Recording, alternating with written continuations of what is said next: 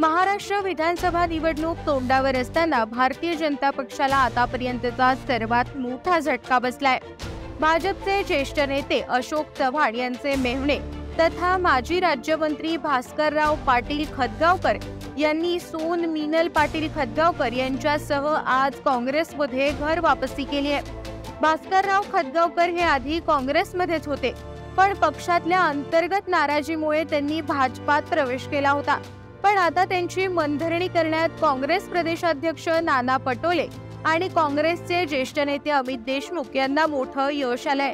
त्यामुळे भास्करराव खतगावकर यांनी आज अखेर काँग्रेसमध्ये प्रवेश केलाय। त्यांच्यासोबत माजी आमदार तथा माजी महापौर ओमप्रकाश पोकर्णा यांनी देखील काँग्रेसमध्ये प्रवेश केलाय।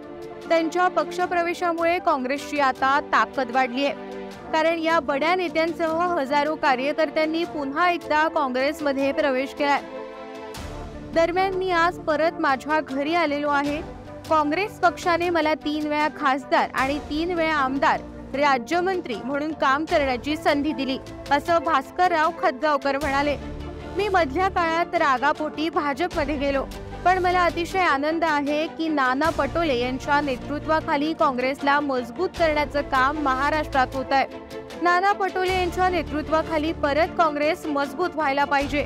तसंच येणाऱ्या विधानसभा निवडणुकीत मवियात सर्वात जास्त आमदार काँग्रेस पक्षाचे निवडून आले पाहिजेत। यासाठी मी ओमप्रकाश पोकर्णा आणि आमचे सर्व सहकारी मित्र नाना पटोले यांच्या नेतृत्वात काँग्रेसमध्ये प्रवेश करतोय। आम्हाला प्रवेश दिल्याबद्दल नाना पटोले आपले आभार, अशी भूमिका भास्करराव खतगावकर यांनी पक्षप्रवेश करताना मांडली।